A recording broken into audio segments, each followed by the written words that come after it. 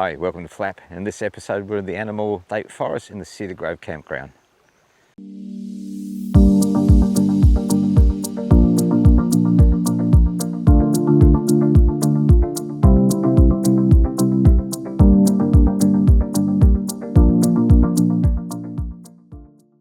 The Amamoor State Forest is about 40 or 50 kilometres west of Noosa.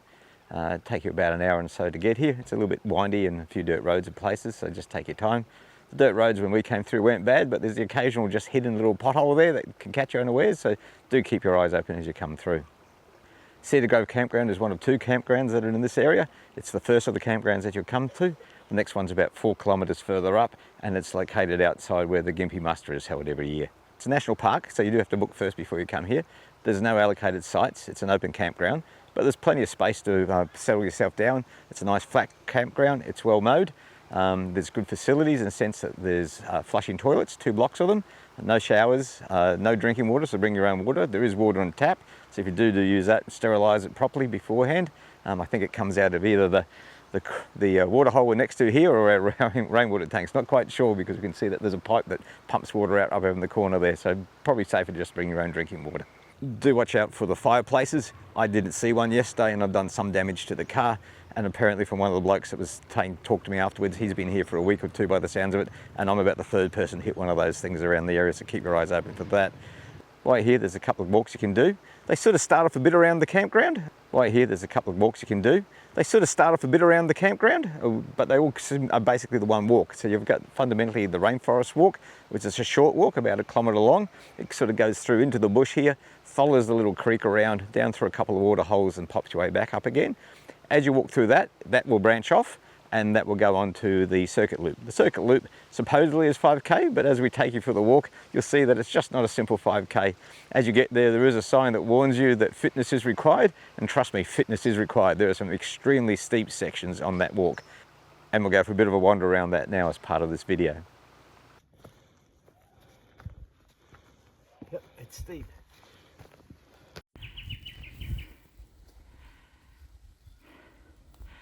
Yep, we certainly climbed a mountain. Looks like we're on one of the tallest spots around the area.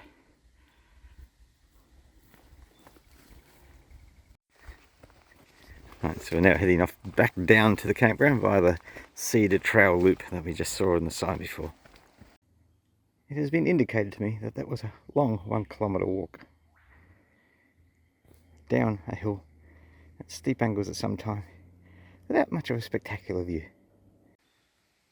Once you pass the 2.5k sign, it quickly plateaus out through a bit of open woodland, which is much nicer to walk through and look at. And then we're about to go downhill again and see where we come out.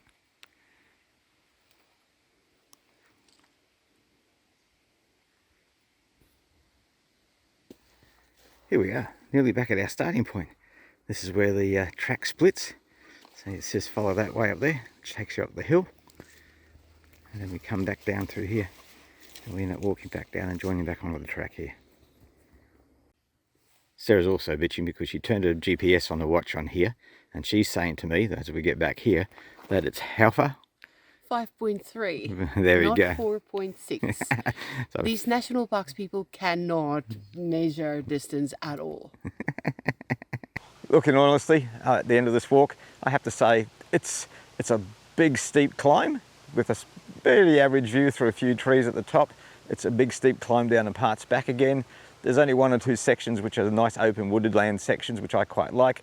The rest of it, I got to say, is a pretty average walk. If you wanted to do anything around here, I would just do the little rainforest walk and walk down to this little part where we're standing now, which is just on the outside of the campground, and just do that. Unless you really want to go for a hell of a walk, I wouldn't bother about doing the circuit walk, in all honesty. In terms of bird life, once again, very little bird life was seen around here, and certainly on the main circuit walk we didn't see very much once you get away from where the creek beds are. A lot of eastern whitbirds.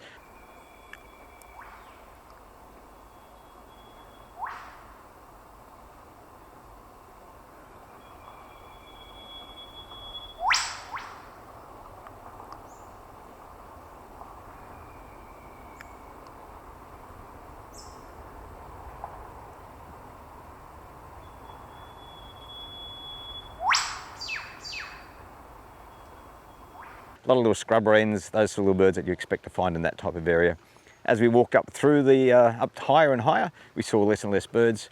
We did get a few fortuitous sightings, a couple of golden whistlers, a group of New Holland honeyeaters, but other than that, there really wasn't much else to see. Once again, we didn't really see anything again until we got down to the bottom of the hill and started following the creek bed down again. There's also two other walks that go from the other campground, and also as you come up into this area from Anamoor, this is a very, very popular place for motorbike riders. There's a big state forest that sits around this area, and they go hurtling up and down through all the paths here. We tried going for a drive yesterday, and the number of them that we encountered coming at high speed down these dirt tracks was quite mind-boggling at the end of the day. So if you do drive off the main road and go down the state forest tracks, be very, very careful. And the other problem is they're coming through all the time, so seeing any wildlife down through there was nigh near impossible. Anamoor State Forest, Cedar Creek Grove Campground. Look, in all honesty, from my point of view, if you're coming by, maybe drop off, but it's nothing like coming here for special. As you can probably hear by the motorbikes behind us right now, very noisy. Campground itself is not bad, it's flat, all right facilities, not much in terms of birding. Honestly, I'll give it a 2 at the best. And so until next time, this is Flap, happy birding.